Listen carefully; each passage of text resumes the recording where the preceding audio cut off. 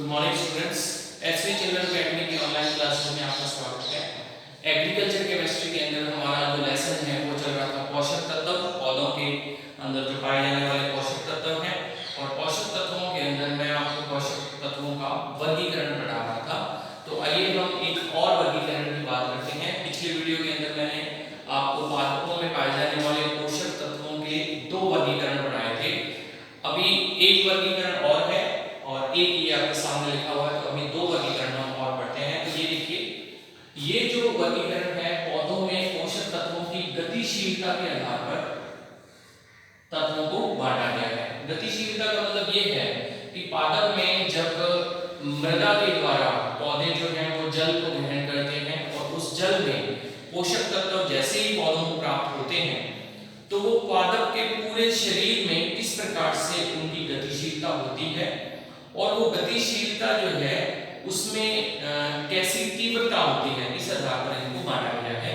तो देखिए, सबसे पहले आते हैं अत्यधिक गतिशील।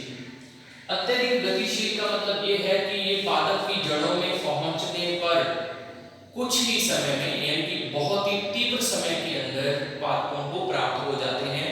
यानी कि पादप के जो बाकी अंग हैं, जैसे तना हुआ, पत्ती हुई है ना, डालियां हुई, पुष्प हुए, फल हुए, तो उनको ये प्राप्त हो जाते हैं। ये तीन एलिमेंट हैं अत्यधिक गतिशील होने वाले, जिनके अंदर हम नाइट्रोजन, फास्फोरस और पोटेशियम एग्जाम्पल हैं। तो एनपीके इनको कहा जाता है सम्मिलित रूप में। एनपीके के बारे में आप अच्छे से जानते हो। आजकल जितने भी उर्वरक डाले जाते हैं तो उसमें सबसे पहले एनपीके की मात्रा देखी जाती है कि ये मात्रा कितनी है, फिर उस आधार पर ही उस उर्वरक को पादपों में प्रयोग लाया जाता है।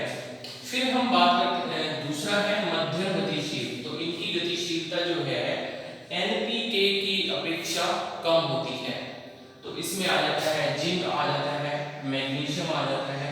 तो ये दो एलिमेंट जो है वो मध्यम गतिशील अवस्था के होते हैं।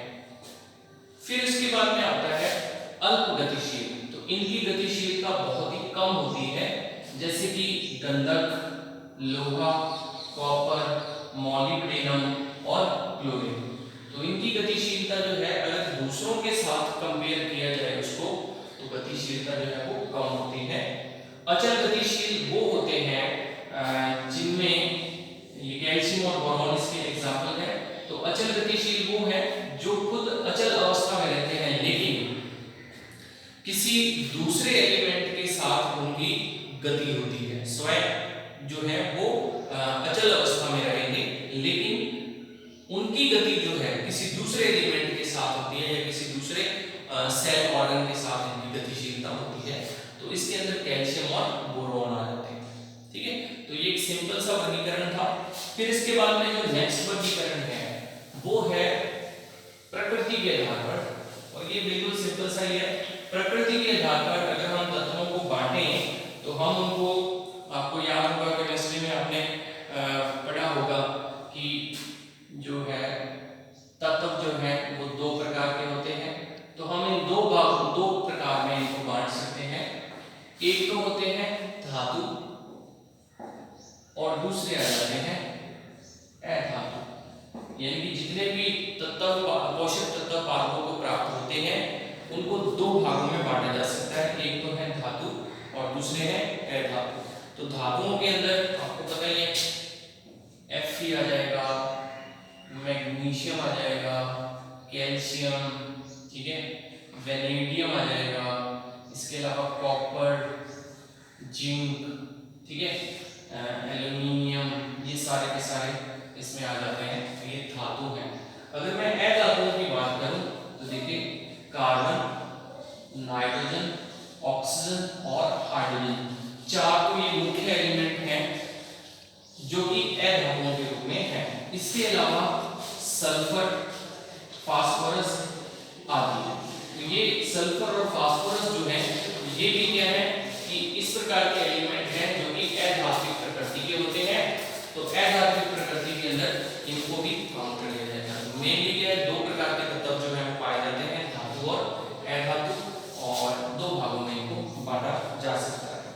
ठीक है, अब हम इसके बाद में बात करेंगे तत्वों की मात्रा संबंध क्या क्या होता है इसके बारे में बात करते हैं।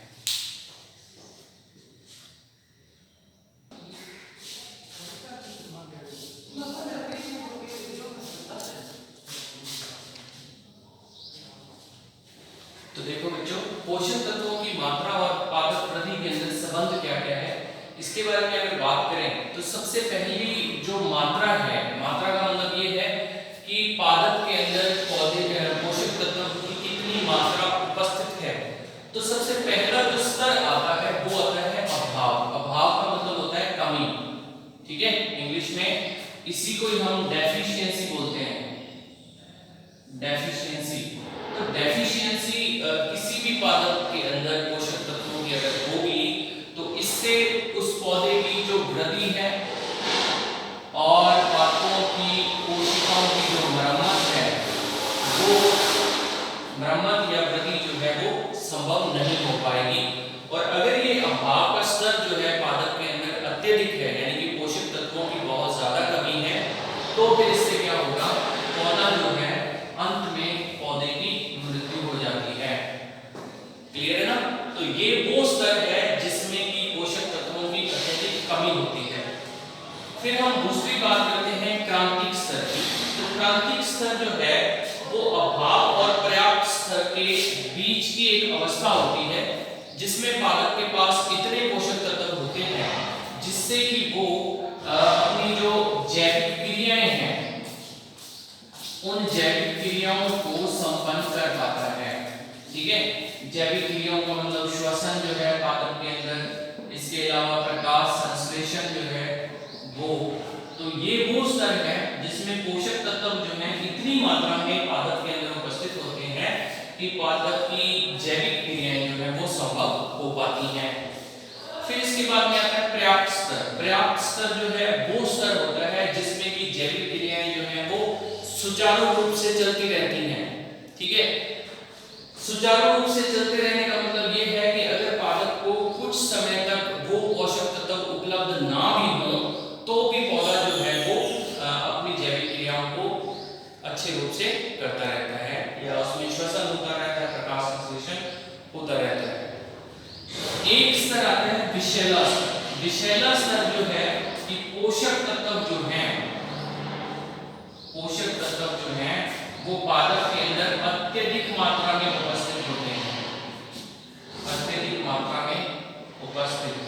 और अत्यधिक मात्रा में उपस्थित होने पर पोषक तत्व क्या होता है कि पोषक तत्व जो है इनका जहरीला या विषैला प्रभाव जो है वो उत्पन्न होने लगता है, विषैला प्रभाव उत्पन्न होने लगता है।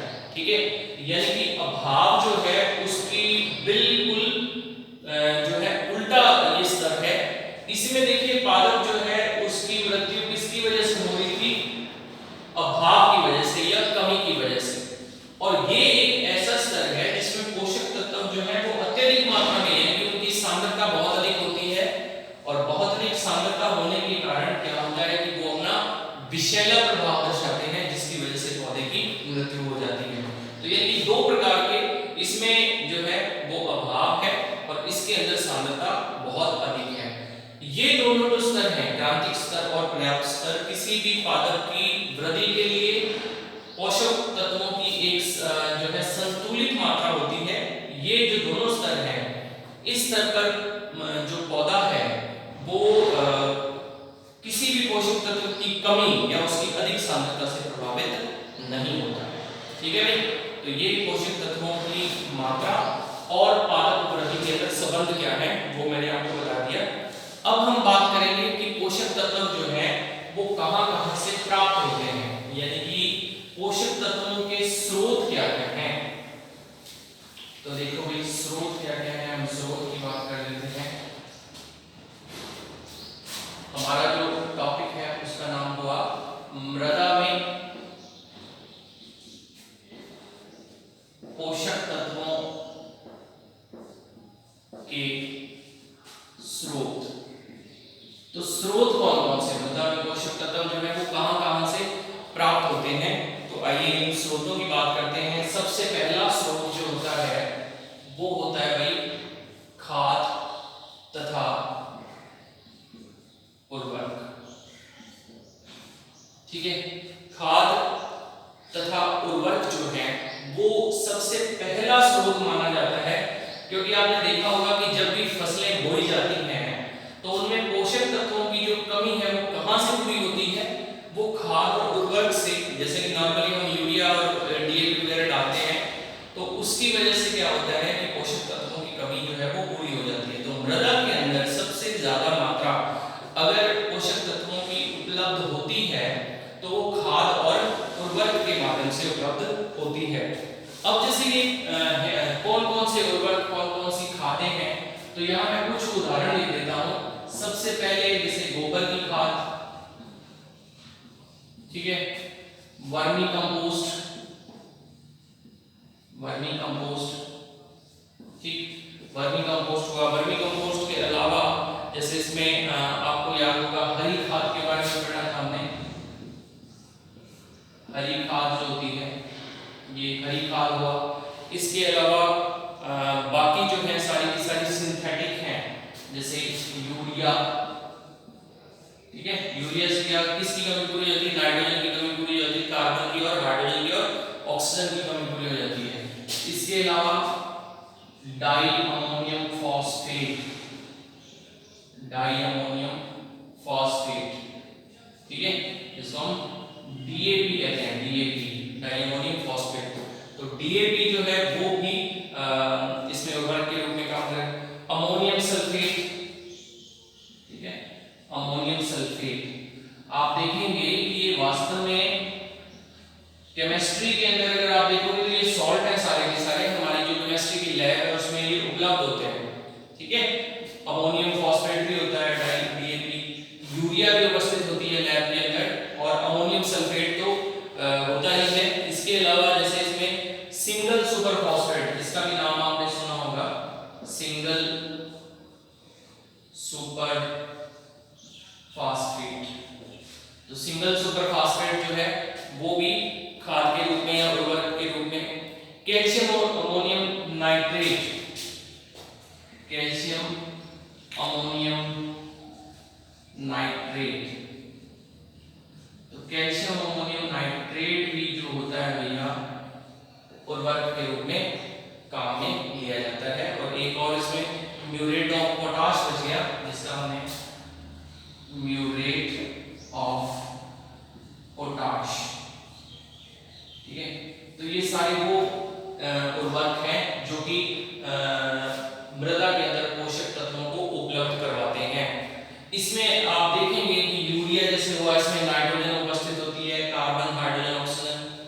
डाई अमोनियम फॉस्फेट, इसमें फास्फोरस उपस्थित होगा और अमोनियम में नाइट्रोजन उपस्थित होगी, ठीक है। अमोनियम सल्फेट में इसमें तो सल्फर उपस्थित होगा और नाइट्रोजन होगी। सिंगल सुपर फास्फेट में फास्फेट या पी या फास्फोरस उपस्थित होगा। इसमें देखो कैल्शियम होगा, अमोनियम में नाइट्रोजन होगी और नाइट्रेट में भी नाइट्रोजन और ऑक्सीजन होगी। म्यूरेट ऑफ पोटाश के अंदर पोटेशियम जो है वो उपस्थित होगा। तो इस प्रकार से ये एलिमेंट जो है इन उर्वरकों और खादों के द्वारा पोषक तत्वों के रूप में मृदा को प्राप्त होते हैं, ठीक है। फिर उसके बाद में दूसरा जो स्रोत है वो है फसलों के अवशेष, ठीक है। फसलों के अवशेष जो है वो किस प्रकार से जो है, तो आपने देखा होगा कि फसलें जब कोई भी जमीन के अंदर भूमि में जब फसल बोई जाती है तो उसकी जो पत्तियां होती हैं, जो उसके पुष्प होते हैं या उसके जो फल होते हैं वो नीचे गिरते हैं और उसी मिट्टी के अंदर मिलते रहते हैं, ठीक है। उससे भी वो जो भूमि है वो क्या होती है, उपजाऊ होती रहती है। और जैसे जो भी जो पौधे के जो भाग हैं जब वो उस मृदा के अंदर मिलते हैं तो पादप के अंदर जो कार्बनिक भाग हैं वो सारे के सारे उस मृदा में ही उपलब्ध हो जाते हैं, ठीक है। तो वो सारी की सारी चीजें जो है वो इसमें। फिर उसके बाद में तीसरा जो पॉइंट है वो है मृदा सुधारकों के द्वारा, ठीक है। तो मृदा सुधारक या होते क्या है, आपने देखा होगा कि हमारी जो फसलों वाली भूमि है, कई बार आपने देखा होगा किसी में जो है वो सोरे की प्रॉब्लम होती है, क्षार अधिक होता उसके लिए जो है क्या किया जाता है कि मृदा के अंदर चूना मिलाया जाता है। आपने देखा होगा हमारे इस एरिया में भी चूना मिलाते हैं। चूने के अलावा पाइराइट मिलाते हैं, जिप्सम मिला देते हैं, गंधक मिला देते हैं। तो वो जो मृदा सुधारक हैं जो मृदा की सुधार के लिए उपयोग में लाए जाते हैं, वो भी पोषक तत्वों को उपलब्ध कराते हैं मृदा को। तो मृदा सुधारकों के अंदर देखो ये कौन सा है, चूना। चूना जो है इसका रासायनिक फार्मूला आपको पता ही है, कैल्शियम कार्बोनेट, ठीक है। चूने के अलावा हो गया फास्फोरस, ठीक है। इसके अलावा गंधक जो है या जिसको हम सल्फर कहते हैं, गंधक। इसके अलावा पाइराइट हो गया। पाइराइट जो है वो बेसिकली आयरन और सल्फर उपलब्ध कराता है। FeS2 फार्मूला होता है ना, FeS2 फार्मूला ये। तो पाइराइट जो है वो FeS2 जो है आयरन और सल्फर को उपलब्ध कराता है। तो ये इसके अंदर एक चीज और है कि जिप्सम रह गया, जिप्सम, ठीक है। जिप्सम क्या कराता है उपलब्ध, कैल्शियम सल्फेट होता है, या कैल्शियम और सल्फेट उपस्थित होते हैं इसमें, जो कि पौधों को उपलब्ध करा दिए जाते हैं, ठीक है। तो ये मृदा के पोषक तत्वों के स्रोत हैं। अभी कुछ और भी स्रोत हैं, उनके बारे में भी हम बात करेंगे। एक और स्रोत है जिसके बारे में बहुत कम सोचा जाता है, वर्षा द्वारा, ठीक है। अब वर्षा के द्वारा कैसे पोषक तत्व उपलब्ध होते हैं, तो वर्षा में मेनली तो अपन ये मानते हैं कि जल जो है वो उपलब्ध होता है वर्षा से। लेकिन आपने देखा होगा कि जब बिजली कड़कती है तो बिजली कड़कने पर जो नाइट्रोजन है, वातावरण की जो नाइट्रोजन है, वो ऑक्सीजन के साथ क्रिया करके नाइट्राइड बना लेती है या फिर नाइट्रेट बनाती है। और वो नाइट्रेट जो वर्षा का जो जल होता है उसमें घुलकर भूमि पर आ जाते हैं और उस भूमि से फिर वो पादपों को उपलब्ध होते हैं। यानी कि ये पोषक तत्व जो है वो वर्षा के द्वारा भी उपलब्ध कराए जा सकते हैं। फिर इसके बाद में है पांचवा पॉइंट है दलहनी। दलहनी फसलों के द्वारा नाइट्रोजन स्थिरीकरण, ठीक है। तो अगर किसी बच्चे ने ध्यान से इसको अगर पढ़ा हो तो नाइट्रोजन स्थिरीकरण का जो टॉपिक है, इससे पहले वाले लेसन में हम पढ़ चुके हैं कि नाइट्रोजन का स्थिरीकरण किस प्रकार से होता है और कौन कौन से बैक्टीरिया हैं, कौन कौन से जीवाणु हैं जो नाइट्रोजन का स्थिरीकरण कर देते हैं। तो दलहनी फसलें जो हैं जैसे ही उगाई जाती हैं, दालें हैं, दालें जितनी भी वो सारी की सारी है ना, मटर, सोयाबीन और कौन सी फसल थी, अरहर, ये सारी वो फसलें हैं जो उपलब्ध कराती हैं, जो कि नाइट्रोजन को किसमें, नाइट्रोजन का स्थिरीकरण कर देती है, नाइट्रोजन को नाइट्रेट्स में बदलती है। क्योंकि इनकी जो जड़ें हैं उनमें क्या पाए जाते हैं, जीवाणु पाए जाते हैं, राइजोबियम और कई प्रकार के जीवाणु हैं वो उनमें उपलब्ध होते हैं। तो वो क्या करते हैं, नाइट्रोजन को स्थिरीकरण करके और उसको पोषक तत्वों को मृदा में उपलब्ध करवा देते हैं, ठीक है। तो ये पांचवा इसके अंदर स्रोत हो गया। छठा स्रोत जो है वो इसके अंदर है असहजीवी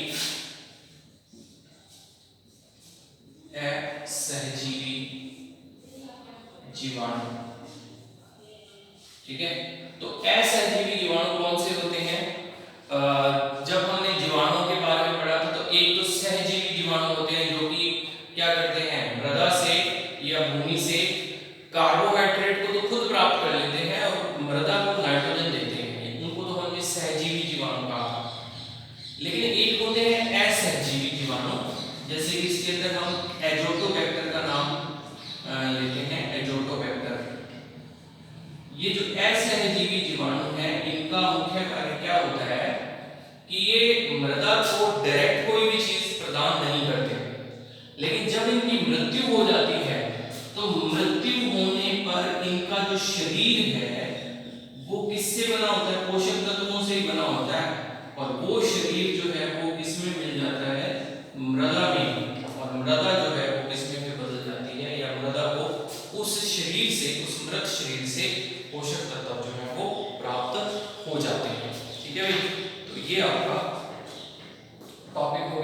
कि मृदा में पोषक तत्वों के स्रोत कौन कौन से होते हैं। ठीक है, अब इसके बाद में जो हमारा टॉपिक है वो रहेगा वृहद पोषक तत्वों के मुख्य कार्य। इसमें हम इस टॉपिक में हम पढ़ेंगे कि एक एलिमेंट जो है, जैसे मान लीजिए कार्बन की हम बात कर रहे हैं, तो कार्बन जो हुआ वो किस प्रकार से मृदा को पोषक तत्व उपलब्ध कराएगा और पौधों की कौन कौन सी क्रियाएं जो हैं वो उस कार्बन के द्वारा प्रभावित होती हैं और कार्बन उत्पादक क्रियाओं को किस प्रकार से जो है सक्रिय करता है और पादप की वृद्धि में, उसकी मरम्मत में कार्बन किस प्रकार से सहायक है। तो ऐसे करके कार्बन हुआ, nitrogen, oxygen, calcium, magnesium, boron, zinc, है ना, इन सब के बारे में हम नेक्स्ट वीडियो के अंदर पढ़ेंगे कि किस प्रकार से वो पोषक तत्वों को मृदा के अंदर पादपों को सक्रिय करते हैं।